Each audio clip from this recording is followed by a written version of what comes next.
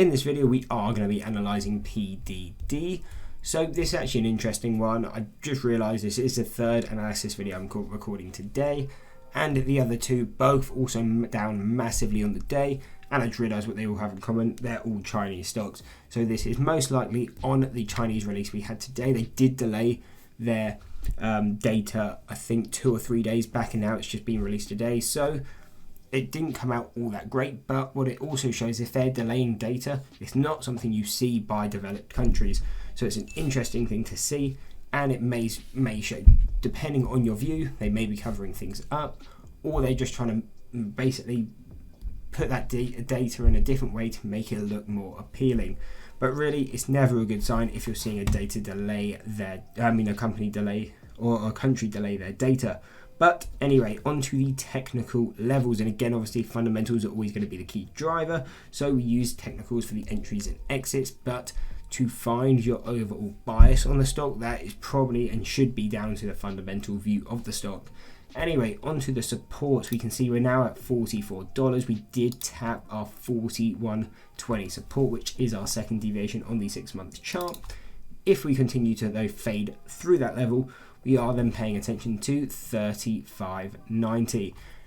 And if we break that, we are then looking at $31, $22, $20.50, and a final level at $8.20. Now, likelihood of getting down to $8.20 in the near future, probably not all that much, but that's why we only ever pay too much attention to the levels we're closest to now. So what do we mean by that? So what we will have to do is also plot our closest resistance, being $50.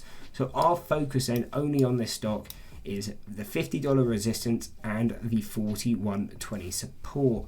And why is this so key? Because this is basically what will give us direction, and this is why we say we always look for confirmation through these levels and not just a break. For example, here you had the break through that level, but it didn't continue down, and this is why we don't want to be getting faked out, and it's so important to look for confirmation. So if we go to the intraday chart, what you can see is, yes, we broke through. We know that level is valid, because not only is it a deviation, but even intraday, you saw it come down to this level, and this is where you really see this really strong momentum slow down, and you get that temporary bounce, that reversal candle, and then we continue down. But as we always say, the key thing to be looking for is the retest of that level.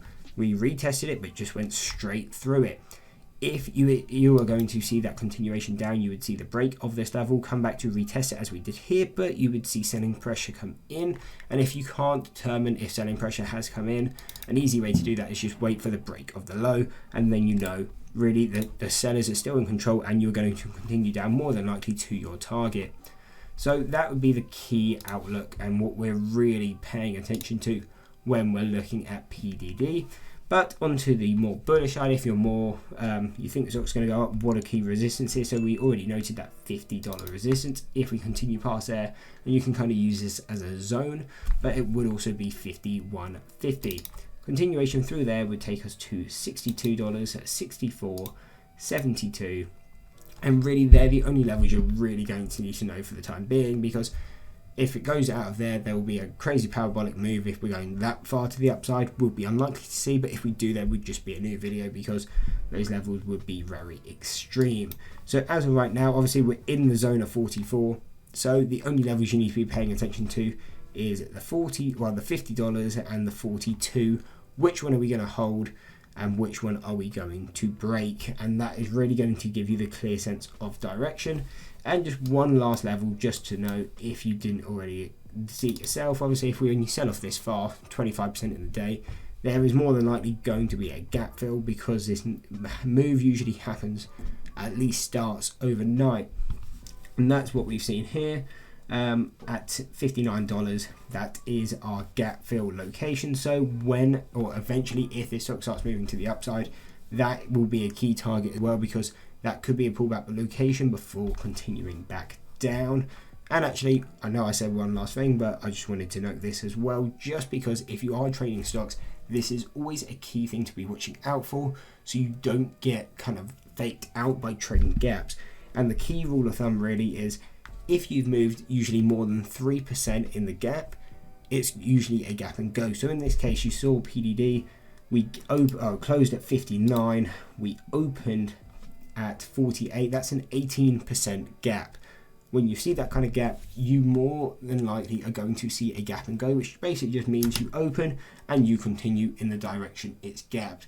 So in this case, I mean, very clear, just from when it opened, if you played the gap and go, you could have had a maximum of around 19% upside. But even if you were just trading it to now, you would still be up 8% if you were trading that gap and go. So it can be very profitable, and to know the difference between a fundamental and technical gap. If you're trading the fundamental gap, it's a gap and go. If it's a technical gap, usually it will get filled that same day, and that's how you play it. You play the gap fill instead of the gap and go. Anyway, I hope you enjoyed the video. If you did, why not drop a like and subscribe and check out one of these 2 analysis videos.